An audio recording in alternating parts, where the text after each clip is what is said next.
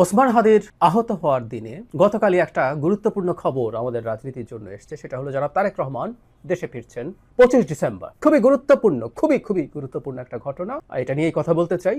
তার আগে আমি ভিডিও যখন রেকর্ড করছি তখন পর্যন্ত জনাব ওসমান হাদির অবস্থা নিয়ে কয়েকটা কথা একটু বলা দরকার। আমরা তার অস্ত্রোপচারের পর ঢাকা মেডিকেল কলেজে তাকে প্রাথমিক অস্ত্রোপচারের পর এভার কেয়ার হসপিটালে নেওয়া হয়েছে একটু এক্সট্রা কেয়ার নেওয়ার জন্য। যতটুকু জানা গেছে তার বুলেট ট্রেইনের খুব মেজর অংশে ঢোকেনি, কিছু একটা অংশকে ছুঁয়ে বেরিয়ে গেছে। যদিও প্রচুর ব্লিডিং হয়েছে, ব্রেইন টিস্যু ড্যামেজড হয়েছে এবং উনি খুবই ক্রিটিক্যাল অবস্থায় আছেন, এটাও ফ্যাক্ট। আমরা আশা করব, আমরা কামনা করব, আমরা আমাদের প্রার্থনা করব হাদি ফিরে আসবেন, হাদিকে ফিরে আসতে হবে। আমরা সর্বোচ্চ চেষ্টা তো চলছেই এবং রাষ্ট্র প্রয়োজন হলে তাকে এয়ার অ্যাম্বুলেন্সে যদি স্টেবল অবস্থা হয় বিদেশে চিকিৎসার জন্য পাঠাতে, প্রয়োজন হলে সেখানে পাঠাতে, উনি ফিরে আসবেন। আমরা একটা অপ্রীতিকর ঘটনার ভিডিও আমাদের সামনে আসলো। সেটা হচ্ছে বিএনপি নেতা জনাব মির্জা আব্বাস ঢাকা মেডিকেল কলেজ হসপিটালে গিয়েছিলেন দেখতে হাদিকে। সেখানে ডাকসু নেত্রী, ডাকসুতে নির্বাচন করেছেন জুমা, তাকে দেখা গেল অত্যন্ত কঠোর এবং বাজে ভাষায় জনাব মির্জা আব্বাসকে বাধা দিচ্ছেন সেখানে যাওয়ার ক্ষেত্রে। মানে আমাদের কয়েকটা কথা একটু মনে রাখা দরকার। সেটা হচ্ছে মির্জা আব্বাস জনাব হাদির আসনেই নির্বাচন করছেন। মানে কেউ বলছেন এবং জামায়াতের দিক থেকে, ছাত্র শিবিরের দিক থেকে অনেককেই জনাব মির্জা আব্বাসকে ব্লেম করে স্ট্যাটাস দিতে দেখা গেছে। মানে মির্জা আব্বাসের সমালোচনা কোন দিকে করা যায়, কেউ যদি যৌক্তিক সমালোচনা থাকে করুন, কিন্তু মির্জা আব্বাস একজন স্টুপিড এবং উনি রাজনীতি বোঝেন না, এটা মনে করা ভুল হবে। জনাব ওসমান হাদি কি আসলে মির্জা আব্বাসের কোনো চ্যালেঞ্জ ছিলেন?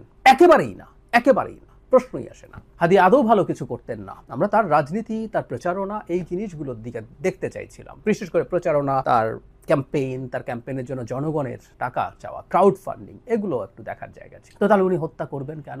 আর যদি কম্পিটিশনের পরিস্থিতি হয়ও এই হত্যার দায় তার দিকে যাবে, সেটা জেনে শুনেও তিনি হত্যা করবেন?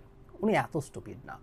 মানে জামায়াত এবং শিবিরের একটা অংশ এবং জুমা সম্ভবত ইনকিলাব মঞ্চে ছিলেন একসময়, তাদের এই প্রবণতা, এই মানসিকতা অত্যন্ত নিন্দনীয়। আমি গতকালই একটা ভিডিওতে বলেছি যে আমরা নিজেদের মধ্যে যেন অন্তত কাদা ছোঁড়াছুড়িটা আপাতত না করি, কারণ এটা একটা বিরাট ঘটনা। ওসমান হাদিকে যখন টার্গেট করে কিলিং এর চেষ্টা করা গেছে তখন কে সেফ থাকবে? সমন্বয়করা আছেন যাদের উপরে অনেকের ক্ষোভ আছে, বিশেষ করে আওয়ামী লীগ এবং ভারতের কথা বলছি। নির্বাচন পিছিয়ে দেওয়ার একটা ষড়যন্ত্রের কথা শোনা যায়, আমরা কিছুটা জানি।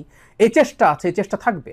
সুতরাং আমাদের মধ্যে এই ঘটনাগুলো যেন না হয়। আমরা আবারও বলছি, আশা করি হাদি সুস্থ হয়ে আমাদের মাঝে ফিরে আসবে। এবার আসছি জনাব তারেক রহমানের ক্ষেত্রে, আলোচনার ক্ষেত্রে। উনি 25 ডিসেম্বর দেশে ফিরবেন। আমি জানি না তারিখটা পূর্ব নির্ধারিত কিনা, হতে পারে এটা পূর্ব নির্ধারিত, হয়তো আরেকটু পরের দিকে তারা জানাতেন। কিন্তু জনাব হাদির আহত হওয়াটাই, গুলিবিদ্ধ হওয়াটাই আমরা নিশ্চিতভাবে বলতে পারি তাকে এই সিদ্ধান্তটা প্রকাশ করতে মোটিভেট করেছে। আর যদি পুরোপুরি চূড়ান্ত দিন নাও হয়ে থাকে, আমি ধারণা করি এটা এই ঘটনার কারণেই চূড়ান্ত দিনটা নির্ধারিত হয়েছে, সেটাও হতে পারে। এভরিথিং ইজ পসিবল, বাট অত্যন্ত স্মার্ট, ব্রিলিয়ান্ট একটা সিদ্ধান্ত। ইয়াস, আমি মনে করি 25 তারিখ তিনি আসলে, আমি 25 তারিখের ব্যাপারে আমার যেটা অনুমান সেটা হলো ছুটির দিন। তিনি আসলে যখন তারিখ ঘোষণা করে আসবেন, ঢাকায় প্রচণ্ড জনসমাগম হওয়ার সম্ভাবনা আছে, নিশ্চিতভাবেই বলা যায়। সো জনগণের যাতে সমস্যা কম হয়, তাই এইটা যেহেতু ছুটির দিন, ক্রিসমাস, সেই দিনটা একটা ভালো দিন এই বিবেচনায়। কিন্তু তিনি আসার সিদ্ধান্তটাকে আমি খুবই সিরিয়াসলি প্রশংসা করতে চাই, কারণ হাদির আহত হওয়ার সাথে সাথে নানানজন নানান কথা বলা শুরু করছেন। যারা তারেক রহমানও তো টার্গেট হতে পারেন। সমন্বয়কদের কথা বললাম। নির্বাচন কি অনিশ্চয়তার দিকে চলে গেল? নির্বাচন কি হবে? এই প্রশ্নগুলো ক্রমাগত যখন আসতে থাকবে, এটা আসতে পারতো। এবং আমি প্রায় বলি এই কথাটা, শেখ হাসিনার সময় বলতাম, ভয় যেমন সংক্রামক, সাহসও সংক্রামক। সো ভয় সংক্রমিত হওয়া শুরু হতে পারতো যে না, নির্বাচন তো হবে না মনে হয়। এবং আমি ধারণা করি এই ধরনের ঘটনারও দু একটা ঘটানোর চেষ্টা হতেও পারে। আমি জানি না তারা সফল হবেন কিনা। সরকার যদি এই ঘটনাটাকে খুব ভালো মতো ট্যাকল করতে পারে, অভিযুক্তদেরকে, আসামিদেরকে ধরতে পারে এবং দ্রুত বিচারের আওতায় নিতে পারে, তাহলে এই সম্ভাবনা কমিয়ে আনার সুযোগ হতে পারে। যাই হোক, এই সময় জনাব তারেক রহমান দেশে আসছেন। তিনি দেশে আসবেন কি আসবেন না, কেন আসবেন না, এটা নিয়ে প্রচুর জল ঘোলা হয়েছে।